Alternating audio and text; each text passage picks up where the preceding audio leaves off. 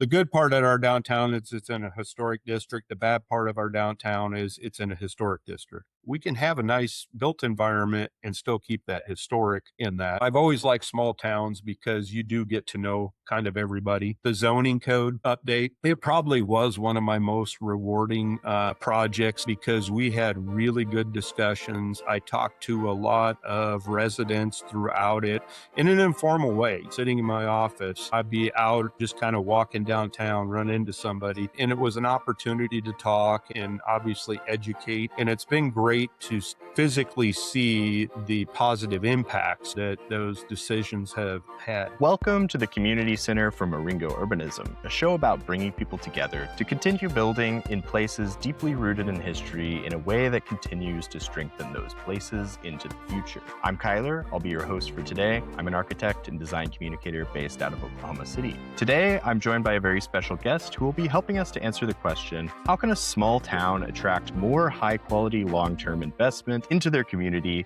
by simply making strategic adjustments to their zoning and development codes? Dan Kassik, welcome to the show. Thank you. Yeah. Could you start us out by telling us a little bit about who you are and what you do? Sure. I'm currently the planning director for the city of Guthrie. I've been a planner for longer than I probably want to admit, close to 30 years now, and that I've been in my current position for 7 years. I've worked in the Midwest and I've worked also out West, all in planning. So I went to the University of Iowa, got my degree there, so go Hawkeyes. I worked for council of governments, I've worked for counties, and I've worked for cities. Awesome. Yeah, so I guess a good starting point is, how did you end up in Guthrie and what's the story behind that? Yeah, it's funny because I get that all the time, even from residents around here. It's like, of all places, how did you end up in Guthrie? As I said, I was out west between Arizona and the Central Valley in California. I'm originally from Nebraska, so we were familiar with the Midwest. We kind of wanted to make a move back to the Midwest.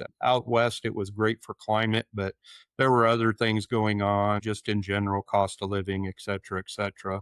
So we wanted to move back to the central part of the country in that. And we had always known about Oklahoma. A little thing about me is all my kids, all my sons raced, and we still race. So we race out at like I-44 Speedway, Port City and Tulsa and that. So this is a hotbed for that type of racing. So we decided we wanted to move to Oklahoma. But also I've always worked for like suburban small communities. I always feel that it does a couple things. One, I kind of get to be the jack of all trades. I get to do everything. Oftentimes when you work in larger cities, you kind of get stuck in current planning or maybe long range planning, or you get nothing but subdivision reviews. So I also feel that there's a greater opportunity to kind of have impact because, as we all know, the larger the cities get, oftentimes there's quite a chain of command to have things get done. So when I was looking, I was specifically looking for a smaller community. Guthrie had popped up.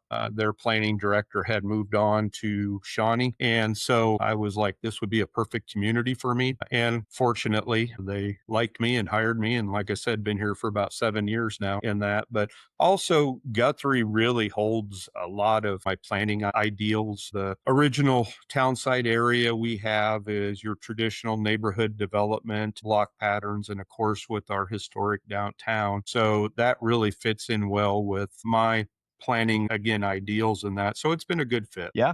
It's interesting you describe Guthrie as suburban. I think I agree with you, but I'm curious to hear more because it kind of feels like just on the edge of suburban. It's kind of Yeah. its own thing. So talk a little bit about that. Yeah, that's kind of the unique part of Guthrie is, again, our original town site area is a very urban area by its built environment. Because again, we're talking with your typical block patterns. And, the original lot sizes were 25 by 140, 3,500 square foot. And of course, with the downtown and still a large part of that downtown, we have an urban composition that really you don't see except in the large cities. But obviously, we're only 12,000 residents and we are kind of amongst ourselves. We're just right north of Edmond there. So we have the rural aspects. And even when I was doing the code, there were kind of three areas of our community. One is, again, the urban area. But then we have what I call our modern era, which is your typical cul-de-sac subdivisions and that. And then ultimately, we still have large parcel kind of country agricultural type parcels. And one of the big issues we had as a community, like a lot of smaller communities, is we had a code trying to regulate all three areas the same. And you can't do that. You're never going to have a productive city with a kind of blanket type ordinance. So that's why I always say it's kind of suburban, because it's definitely not urban, but it's also not strictly rural. So with the land use patterns, it lends to that suburban. Yeah. So talk me through some of the updates that you guys have made recently to the code and why you guys decided to make those changes. Yeah, the big part was keeping infill in mind. Obviously, one of the big aspects that all communities are having to deal with is ongoing costs of infrastructure, being able to maintain the infrastructure, whether it's water, sewer, roads, all of that. So I put more emphasis on trying to create, if you want to say, code incentives to get more infill within our original townside area. It's our most walkable area. Obviously, it's close to the downtown, so it allows for greater walkability to services. So a lot of it was centered around that. When I was going through the code process and I was talking to our steering committee and that, I was like, there's not a whole lot really need to change. We just need to put the code back to what it used to be. And again, I think that's what happened with a lot of communities, especially smaller communities. They thought the quote unquote modern zoning was going to be great. So we started having segregation of uses and single family being predominant. And so I was looking at it to go back to what we had, where a duplex would be next to a single family, where you would even have an accessory dwelling unit, and you would have all these diversity of housing types within our core area. So in doing that, one of the big changes was to allow 2 units by right on any property, regardless of zoning. So that could be a duplex, it could be 2 small single families, it could be a larger single family with a accessory dwelling unit, but also it gave the possibility to go back to the original lots, the 25 by 140 lots, the 3,500 square foot lots, to have more of those shotgun style homes. And so that was a lot of it. Also, we already had a overlay district that requires compatibility with the early century home styles, kind of your bungalow, craftsman, Victorian, because that was another issue that when I first got here, I was starting to see as we were getting, like, always call it modern homes, kind of your subdivision homes, more and more encroaching into this area. And much like the downtown, there's definitely a character that needed to be maintained. And a lot of it is what I talked about earlier with the walkability and that. So with that in place, that really helped to put some of the requirements around it that were being difficult to get around for development. But even one example was our previous code said you had to have 8,000 square feet for 2 units. Our typical lot was 7,000 square feet. So even if we went and rezoned it to R2, which would allow at the time more than 1 unit, they still couldn't really do anything. So you either had to get more land than you needed or, just not do it. So there was little changes like that that have proven to be a big help. Just a little thing from changing it from 8,000 square feet to 7,000. Yeah, you mentioned character. I think Yeah. Guthrie, there's a very specific image that comes to my mind when I think of Guthrie, and it's this sort of Victorian Yep. main street with this really nice historic center, basically. Yes. And I'm interested to hear about if you've seen new development with the new code that has not necessarily met that character, but complements it in a way. Yeah, definitely, especially on the residential side. Like I said, even before the code update, we had a pre-approved home program. We have now 12 homes, 4 variations for the 25-foot wide lots, 4 for the 50-foot wide lot, and then 2 duplexes and a couple accessory dwelling units. And with the overlay district that I mentioned before in that program, we have seen a good amount of housing come in that meets that character and fits that character. And I've been very happy to hear the public being in support of that and really happy that those things are in place because, again, it really has helped a lot. Even the change for the duplexes where you get 2 units per lot. Prior to last year, I can't go back far enough in our records to find when a duplex was built. And within the last year and a half, we've had like 6 duplexes built. And again, a lot of that was between the pre approved home program, but also the overlay district. So it's really helped to complement that core commercial area. I've even started to see where some investors are looking at probably fixing up some of the buildings to add residential upstairs in the buildings. Our code has always allowed it, but there just really hasn't been anybody that would take really the money part of it to go forth. But now, as we're starting to see in the residential area around, there is more desire for people to be living downtown and, of course, above the businesses downtown. But even like I would talk to people, I'm like, the character obviously is important because it keeps a lot of that intact. Porches. To me, porches are one of the fundamental social infrastructure aspects that we have anywhere. In that, one of the things that happened when garages became the predominant part of the front of a house is everybody just kind of became in their own little pod, or in the backyard. And you didn't have the social interactions you used to have back in the day where people are walking, see somebody on a porch, say hello, get to know your neighbors. And so requiring small aspects like that can have a huge impact on the social infrastructure that we have. And as that residential part grows, it really does help the economics of the downtown because you start to put people who can walk or bike within distance of that. And even on top of that, parking becomes less of a concern because you just hopefully get to a point where you save that for all the tourists and most people in town can walk. So definitely starting to see some positive progress in that. We have a long way to go, but it's way better than it has been. Yeah, every time I go to a town like Guthrie, my thought is I would love to live in an Yeah. apartment on the main street. Yes. Have you seen any interest in new housing downtown that's more like apartment type housing, or would that even be allowable in the code that you guys have at the Yes. current moment? To the first part, not yet. Most of the new development in that has been kind of on the periphery in the neighborhoods around. But there hasn't been looking at any kind of higher density developments in and around the downtown. But the new code definitely would allow for that. Previously, we didn't even have a mixed use zoning district in that, which we do now. I would love to see that where we get a little bit more high density right in and around the downtown, or even a cottage court style type thing, which a new code would allow and has provisions to make sure that it stays compatible. But there's a lot of those type of developments that would be a huge benefit being right in and around the downtown, but haven't had anybody pull the trigger on those yet. But I think it's probably only a matter of time. Yeah. So I would also wonder, do you guys have any kind of form-based code or anything that would sort of regulate how those would look, or what would be the driving way that those would harmonize architecturally with what's going on downtown? Yeah, I say it's a hybrid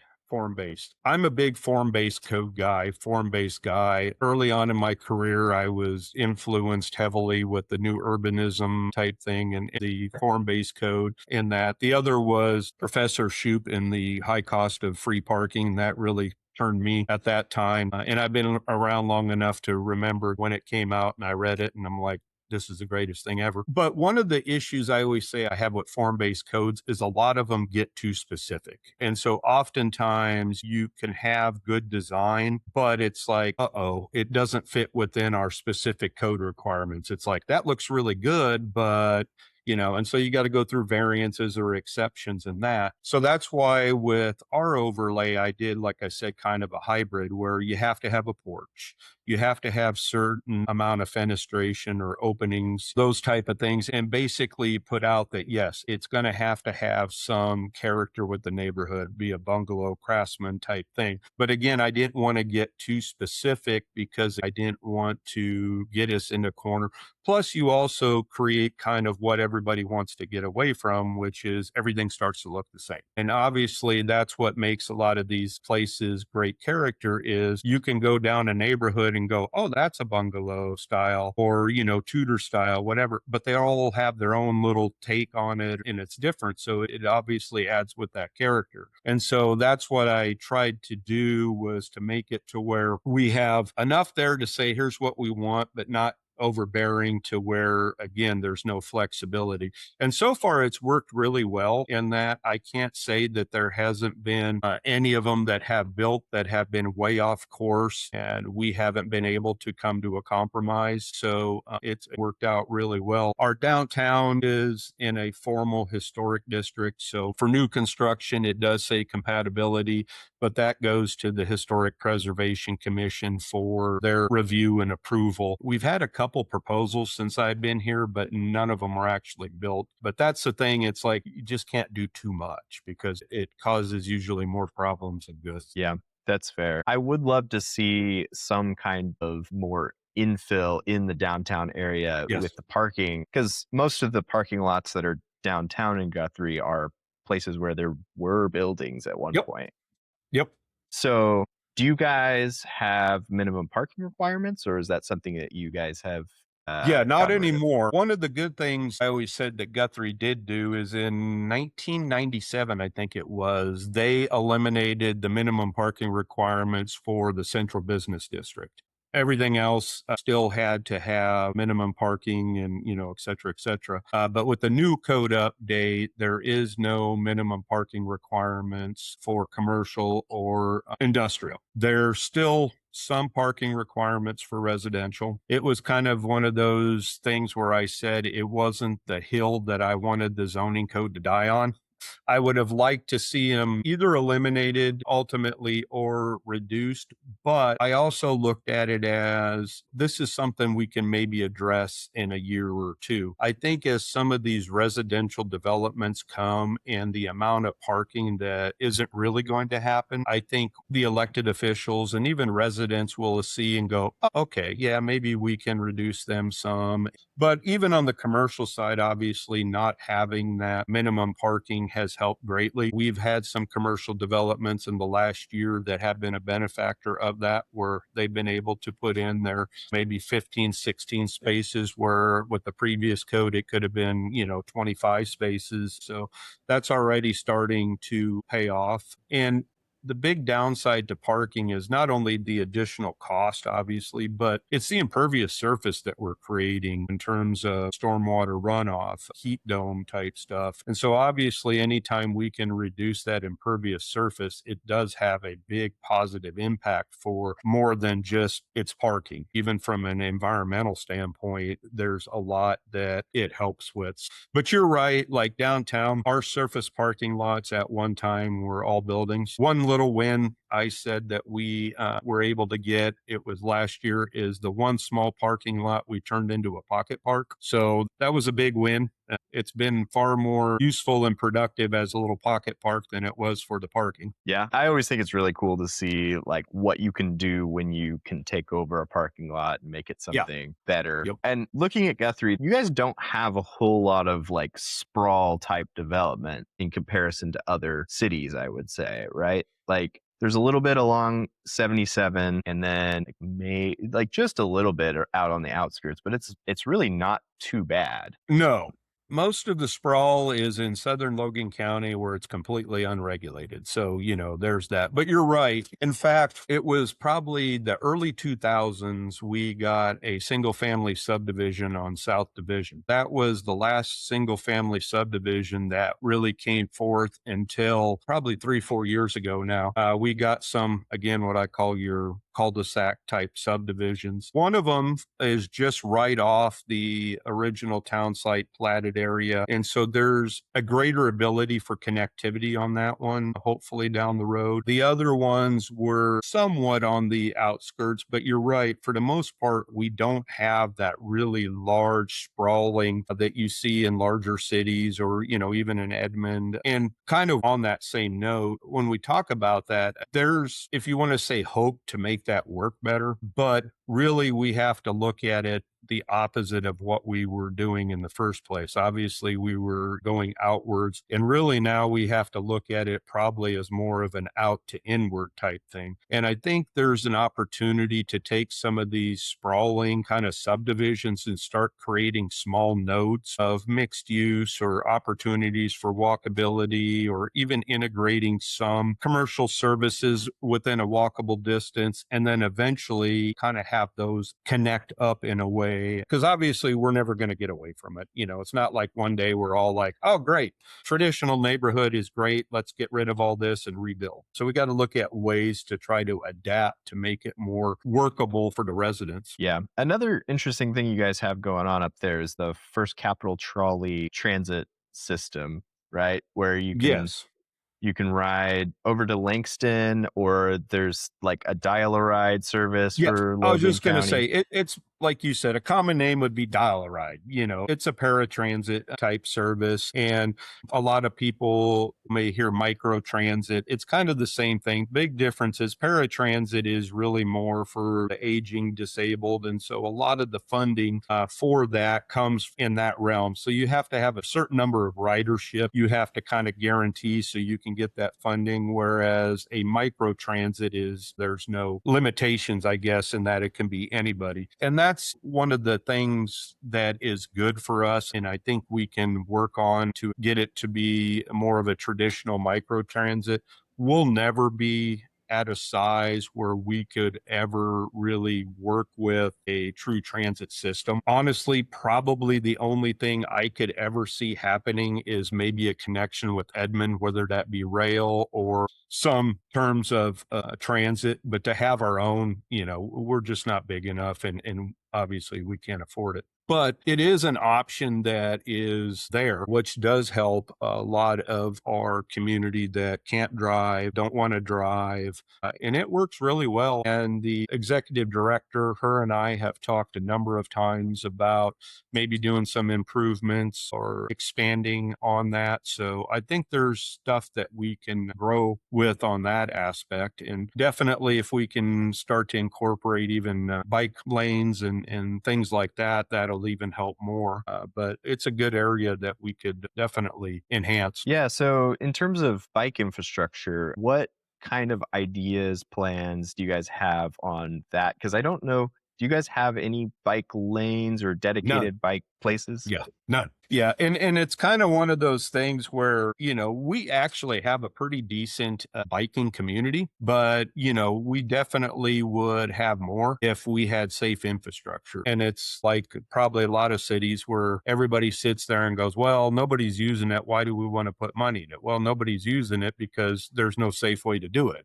Because even our tourism director, he has a Thursday night bike night every week, and they go around different parts of the city and some longer. And even myself, I have an electric scooter that I'll take to and from work sometimes. But I'm one of those too that if we had safer infrastructure, I probably would be daily going with an e-bike or something. But we did do a comprehensive safety action plan. It was adopted, I think, last year, and that was federally funded. It was through the Safe Streets for All federal program. And I think that's going to be a really good tool for us because it did open up some ideas citywide where we can implement some safety things, whether it's walking, biking, with not a lot of money. We don't need millions of dollars to do it. But even through that process, I think we had the survey, and I think it was around 74% of the survey participants had said they support bicycle infrastructure or greater walkability, which made me very happy. So I think going forward, we're going to look to start to implement those slowly. A lot of it, again, will probably be enhanced crosswalks, but I'm hoping that we can actually have some bike infrastructure and especially more of a protected bike lanes. I have a feeling it'll end up being we'll just stripe a a little lane and call it good. And that doesn't work. And if you've been to Guthrie and down Division Street, even a little lane there is going to be difficult. So it would have to be protected. But we're probably closer than we've ever been. And again, at least that discussion is there where, 10 years ago, nobody'd even be remotely thinking about it. So, Yeah, it seems like the main thoroughfares through Guthrie are yeah, Highway 77 and Highway state 33, highways. Yes. state highways, Yeah. which that obviously makes it a challenge Yes. for you guys to do what you want with those streets Yes. because the state controls them. But Yes. I mean, maybe we could see multi-use paths alongside them or something Yeah, like no, that. absolutely. Because we even way down at the south part of town, a Division and Triplet, it's right before you would get to the interchange to the I-35 there. We had applied for funding to redo Sooner Road, and we were going to put a roundabout there and also some multi-use paths on those sides.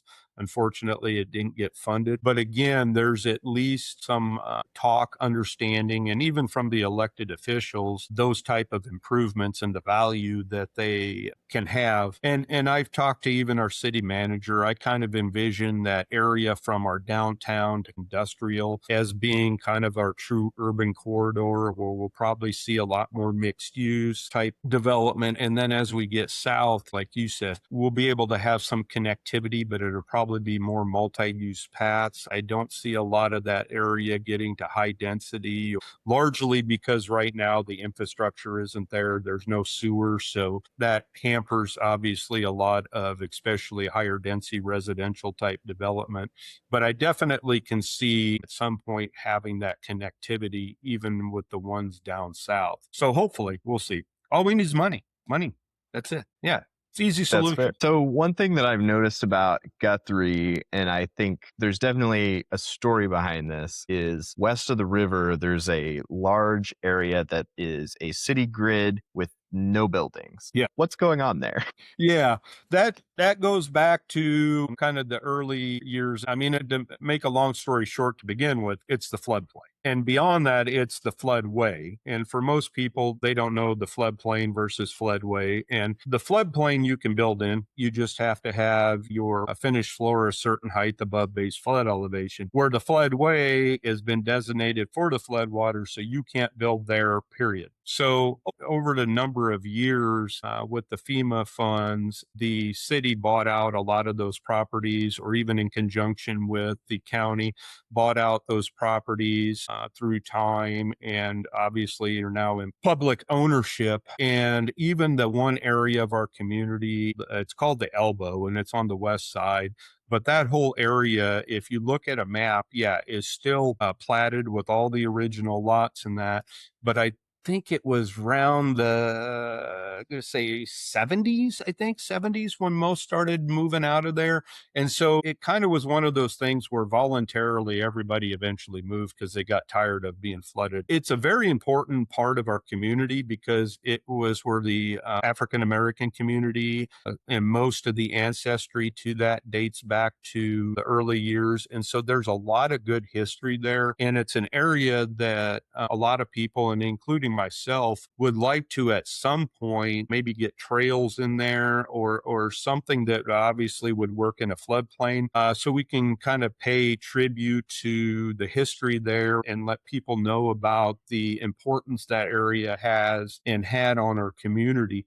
But essentially, that's why you have that large swath of area that's gone. On the north side of Noble, that's in that area, we call that the Cottonwood Flats. And that's where we have a lot of large events like the Renaissance Fair will be down there. We'll have a bluegrass festival. We even have some RV parking in that. So even when there's overflow, sometimes from Lazy E, they'll come and be down there. So we still have it as a useful part. The unfortunate thing is, again, because of the floodway, we can't put like a big stage, permanent stage there or things like that. So it would be really cool if we could, but we just can't. But it still has a usefulness. Yeah, that's interesting. Yeah. And makes sense. But it's just one of those things that the first time I went to Guthrie, I was like, what is this ghost grid Right, here?" right. Yeah. And it was 2018, I think it was completed because there used to be a lot of commercial businesses right off of the Highway 33 Noble Avenue there. And there was the old bridge. It was basically pedestrian underneath, vehicles above. And what would happen is in some of the larger floods, the west side would literally be cut off because there would be floodwaters over Highway 33, and it could be days before they would go down. So ODOT came in and put a new viaduct there, which was completed. Like I said, I think it was at the end of 2018. And so all the remaining businesses that were down there are now gone. So now it even looks more kind of open or sparse than it ever did. A little funny story is in 2019, when we had the last big flood event, pretty much statewide, the water still went over the road, but not as long. It was probably only for a half hour to an hour versus days. So it did help, but it was kind of funny because it was supposed to stop that. And Mother Nature said, no, not quite. Not quite. Yeah. So, road design on the state highways is obviously a challenge, but have you guys looked into any streetscape redesigns? Obviously, you guys have the historic brick streets throughout the Yes. downtown, but anywhere where there's a less significant street that you guys are interested in redoing at some point? I would. But, in true honesty, it really comes down to we don't have a lot of extra money. So the money that we have, we pretty much put towards the maintenance and repair of existing streets and that. And we don't have a whole lot that we can, like you said, kind of go on some streets and put a median or things like that. So maybe down the road we'd be able to. Another story I'll tell you about the downtown, and I say this a lot in public. I say the good part of our downtown is it's in a historic district. The bad part of our downtown is it's in a historic district. And so, and this goes with the state highway thing. It was, boy, it's been probably right before me. So it was maybe 8 years ago. We had a grant through ACOG or through the state. Either one doesn't matter, for putting medians in that area, basically between Harrison and Oklahoma. And we're going to put bump outs at both intersections. So it was going to lend a lot to obviously safety, walkability. Because there were federal funds, it had to go through the review process. And long story short, the historic side of it, not our local, but the state, basically said, no, that's not historic and it's taken away from the historic. So that whole nice project basically just became an enhanced sidewalk project. So, those are definitely some of the aspects that we have to deal with in a downtown that maybe a lot of other communities don't. Some of the frustrating things is you'll have residents go to other communities that have great walkability and go, wow, this is great. Why don't we have that? And I'm like, yeah, exactly. Why don't we have it?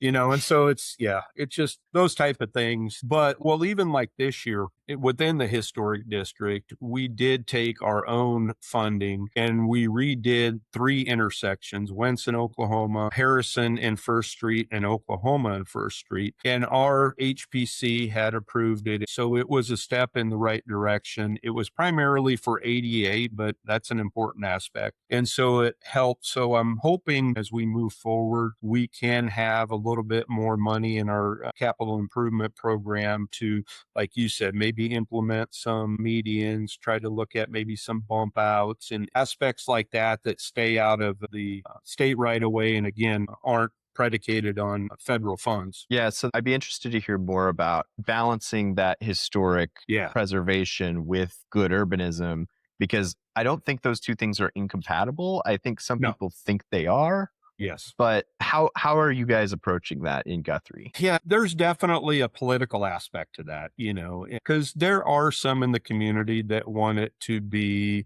historic, don't want any changes, want it to be left like it's 1889. But we do have a growing contingent that understands, kind of like you said, we can have both. We can have the historic aspect and we can keep a lot of that character, but we can have upgrades that help not only our residents, but especially tourism. But it can be very difficult at times. And so I can't say that there's one really good way. It's almost like a case by case basis. For the longest time, there was no desire to put even trees or things like that in the downtown. And we finally made some progress in that. And again, I think a lot of it is education, educating our elected officials, even our general public, and of course our HPC. And I think a lot of them are starting to see the value in that. And at the same time, understanding that it's not going to have a drastic change to our built environment. It truly is going to be more of an enhancement. Because one of the things I say all the time, I go, how do you expect tourists to come in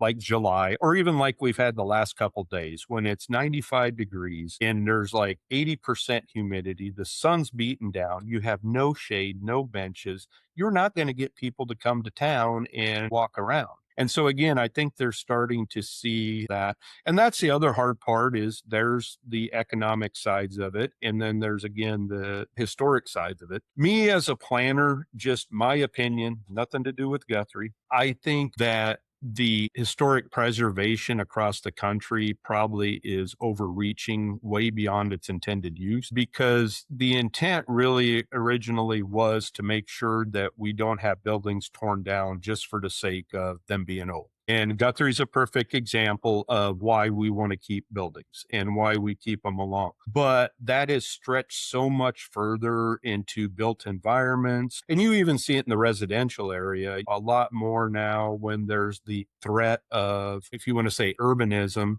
a lot of the neighborhoods are like, oh, we need to make ourselves a historic neighborhood. So, we can't change. So it's being used kind of in the wrong way because there's not one person in this community, including myself, that would ever want to see any of our buildings downtown torn down, collapse, or whatever. But again, we have to be like, we can have a nice built environment and still keep that historic in that. And of course, people joke, well, if we want to be historic, we should go back to dirt roads because that's the true historic. And it's like, well, you're not wrong. So yeah, it's a tough. And of course, with Guthrie being the territorial capital, the first capital, and this is where statehood's announced, it definitely plays much larger than if there's other towns that have some historic significance in that. So yeah, it's can be difficult at times to get around, but we try to do what we can. Yeah. And I think it's cool to see how Guthrie is thriving Yeah. even with those extra Yeah. constraints that you guys have to Yeah. follow. Yeah. So yeah, what do you see as future challenges that you're planning on trying to tackle? Yeah, our biggest thing is going to be like most communities, it's infrastructure. We have an aging infrastructure, water and sewer. And so, as obviously we move forth, whether it's infill, whether it's new development, that's going to be the biggest key. And there is, again, more talk at the state level. And I'm sure just like in Edmond, anywhere else, that's always going to be a topic of conversation. And we're like most small communities where our most recent infrastructure probably is from the 70s. A lot of it dates back to the 30s and 40s. And the only time we get something new is when we have a water main break or something like that. We've been fortunate to get a decent amount of grants over time to help with that from the Community Development Block Grant. We were just awarded some of the ARPA funds through our representatives, Representative Doing Senator Hall, about 1.4 million, which will go to some of those improvements. So, we're doing better than we have, but there's still a lot. And one of the other things that helped is last year, our new wastewater treatment plant came online. And so not only was it able to take care of what we had, but it was built for future expansion. So there is some of that infrastructure that's there, but that's really going to be probably one of the biggest aspects. I think from just a pure housing standpoint, we're set up well with what we have in place. So I think we're going to be able to see a greater diversity in our housing stock, which will obviously help a lot from the rental side and the ownership side. But that's going to be our biggest probably obstacle. What would you say is your favorite thing about Guthrie? Huh. Again, I would go back to kind of the downtown and our original town site area because for me, it's like utopia as my planner. Every city should be like that. We should have your traditional neighborhoods, your downtowns, and, walkability, all of that. There should be no need for a car unless you commute out of town or you leave town to go visit friends and that. So, that part of it is definitely my favorite. And the fact that we've been able to work to enhance that and keep that character going. I've taken some pride in that. I think it's good, but that's really my favorite part from the built environment. But as I've said too, I've always liked small towns because you do get to know kind of everybody. And again, there's always good and bad of that.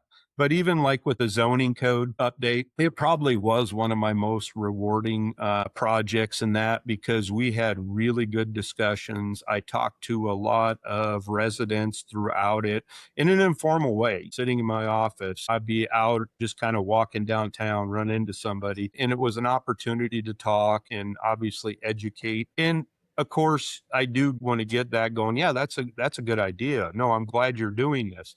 And so obviously, like any of us, we're like, yeah, all right, we're doing something good. And it's been great to physically see the positive impacts that those decisions have had. And I've said at a couple of the conferences that I've talked on our zoning code update, I said the night that they were going to adopt it, there's like 20 people that showed up, and you could see the city council be like, oh my God, what's going on? I thought we were good, what's going, and they were all there to support it. They basically are like, no, we're here to say, yeah, we're for this. And that's an opportunity small towns have, the Edmonds and the Oklahoma cities, the Tulsas. It's difficult to get across to 100, 200,000, 800,000 people. But in a small community, if you have that effort, it can pay off. So again, that's why I've always liked kind of smaller communities, but that's another favorite part is I get to talk to people and get instant feedback. Yeah, that's awesome. So if somebody wants to learn more about your work or about the city of Guthrie in general, where should they go? All of our information is on our website, www.cityofguthrie.com. They can contact me anytime. My email is dkassik, that's Kassik, at cityofguthrie.com. Anybody will tell you that I'm more than happy to discuss anything, talk. Some other communities have contacted me, and I'm more than happy to help because we are all in this together, just like people like you having this type of podcast and just having those conversations. It's going to take all of us to communicate, work together, and make our cities better. And so that's a big part of it. Our pre-approved plans are on the website, the new zoning code, and all of that. Or you can give me a call, 405-282-0190. Awesome. And as you can tell, I like to talk, so I'll talk about anything. Yeah, that's great. Dan, thank you so much for coming on the show. Thank you, Kyler. I really appreciate it. Yeah, have a good evening. Yeah, you too. Hey, it's me, Kyler. If you enjoyed this conversation, please be sure to give the show a like, rating, subscription, or whatever kind of nice feedback you can provide on whatever platform you're watching or listening from. If you'd like to join our community to stay up to date or to discuss anything you heard in today's show, consider joining the Eryngo Urbanism Discord server. And finally, if you'd like to support the work of Eryngo Urbanism directly, you can do so over on Patreon. Until next time.